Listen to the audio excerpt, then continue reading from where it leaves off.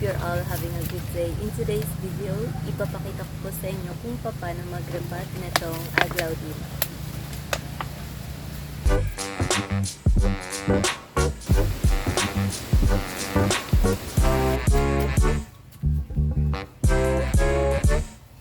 Ito po yung isa sa mga aglaw na na-propagate ko last year. So, makalipas ho ang isang taon, malago na siya. At yung pinagkakataniman niya naman po ay yung na-recycle na lumang bote ng mineral water. So, ito po yung aglaw. Tapos, dito ko siya ililipat. For size reference,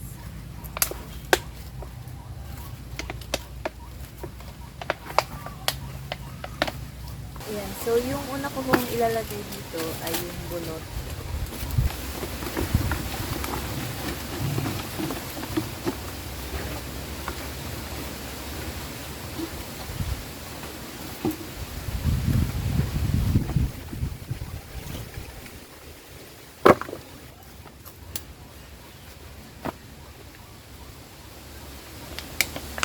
And then, yung luma hong aglaw.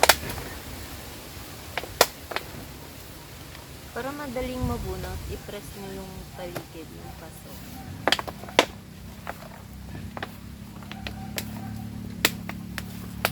And then, dahang-dahang hilahin.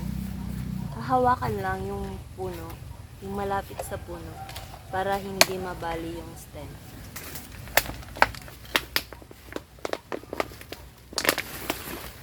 Kapag na-press na ho yung paligid, mas madali na siyang hilahin.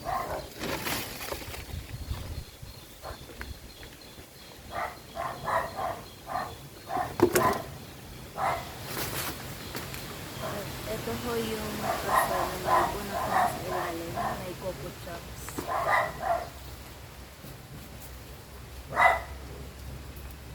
Mas mainam na galawin para buhaghat.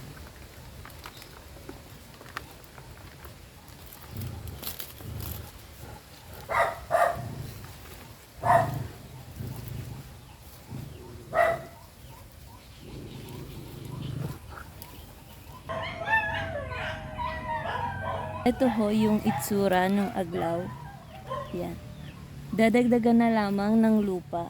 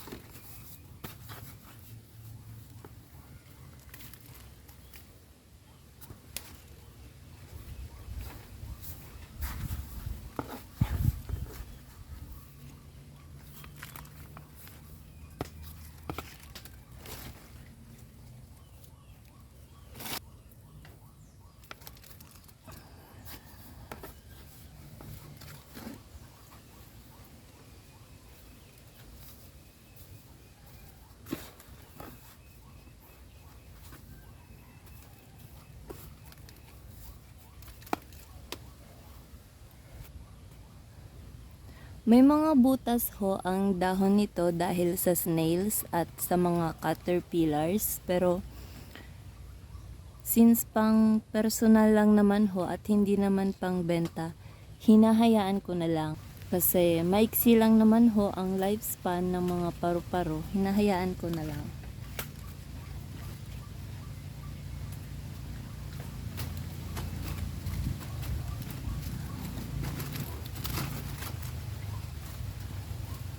Ganyan lang ho kadali magripat ng aglaw. Ngayon naman ho ay tatanggalin ko na yung mga damaged na dahon para makabawas na sa kumukonsumo sa halaman.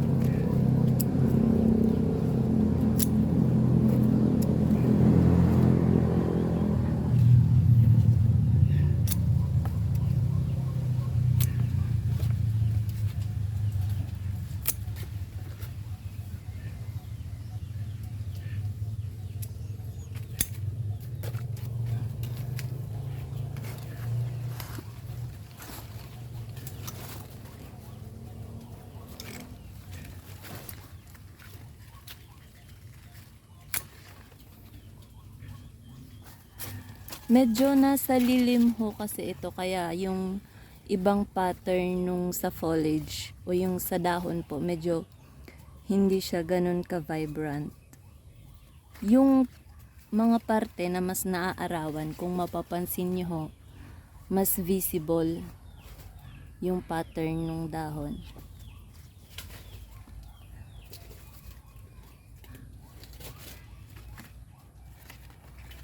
So,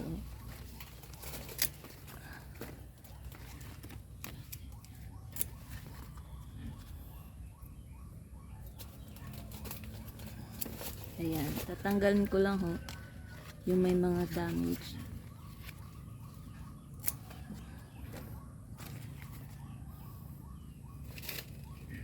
Kung gusto nyo pong mas matingkad yung pattern nung dahon ng inyong mga aglaw, ilagay nyo sa medyo maaliwalas o medyo naaarawan kahit papano. Pero hindi naman yung grabe para hindi masunog yung dahon. Ito po kasi ay nasa lilim. Medyo nasa lilim dahil ayan po, nasa ilalim siya ng puno ng ugob. Sa Ingles ho ay seeded breadfruit po ata ang tawag dito. Ayan.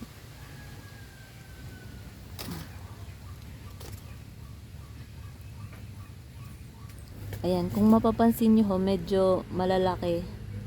Medyo may kalakihan yung dahon ng ugob.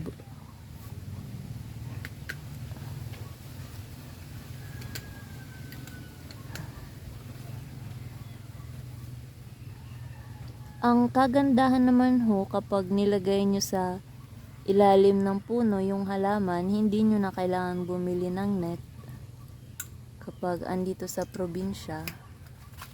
Kasi yung puno na yung nagsisilbing shade dun sa mga halaman.